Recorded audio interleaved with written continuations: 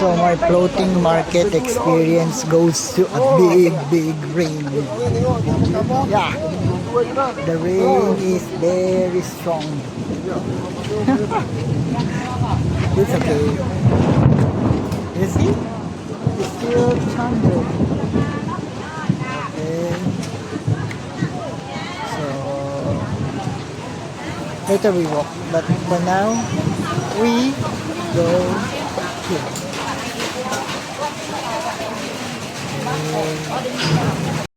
This is my floating market experience. Raining, thunder, so I cannot go because of the rain. But that is a floating market.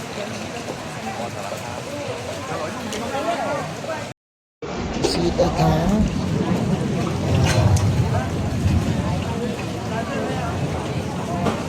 It's a lugaw.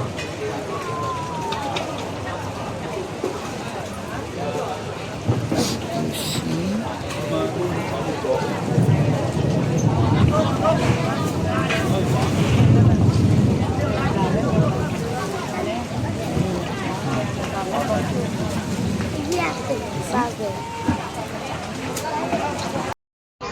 So this is what the floating market here in what Klong Hei floating market. Okay, so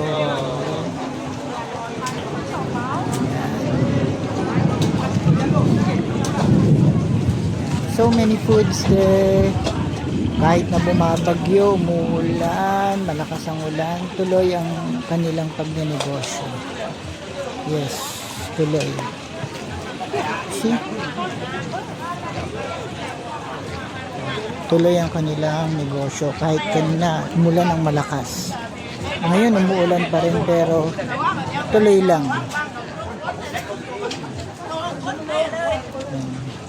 And then up there food also, but here is the floating market.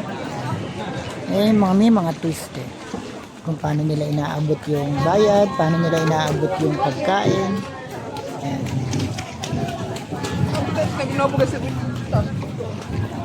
nakakatuwa. As in talagang nagluluto sila. They are cooking egg in the they're really cooking so they are really cooking in the boat.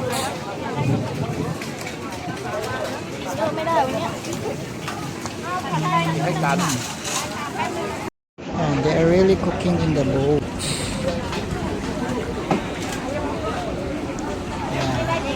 Yung mga lutuan nila nandyan sa bangka, pati lahat, lamesa.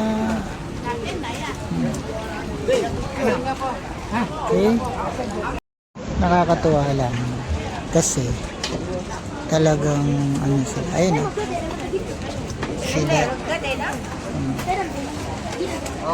all the recipe in the boat is talagang ginawa nila ng paraan para magdahan.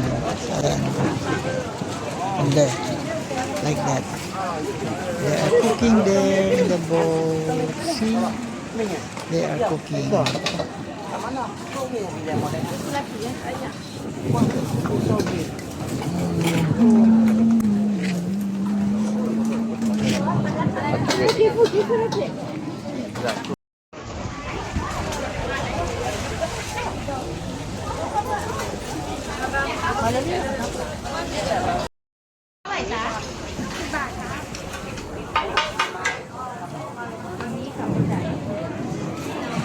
They are cooking. You see?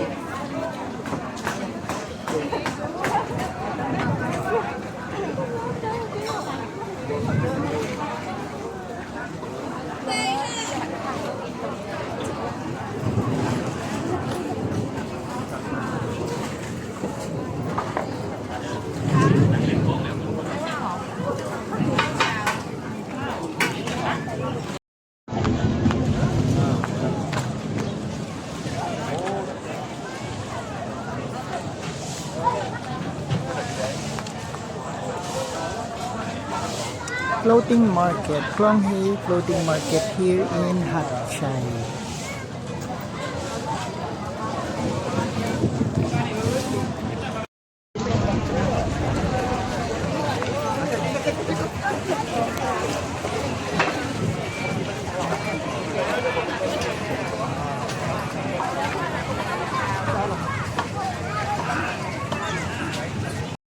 This is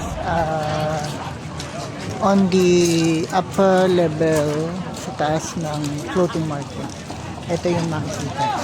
Puro kainan din. And then actually meron ngayong gathering kaya lang biglang bumuhos yung ulan.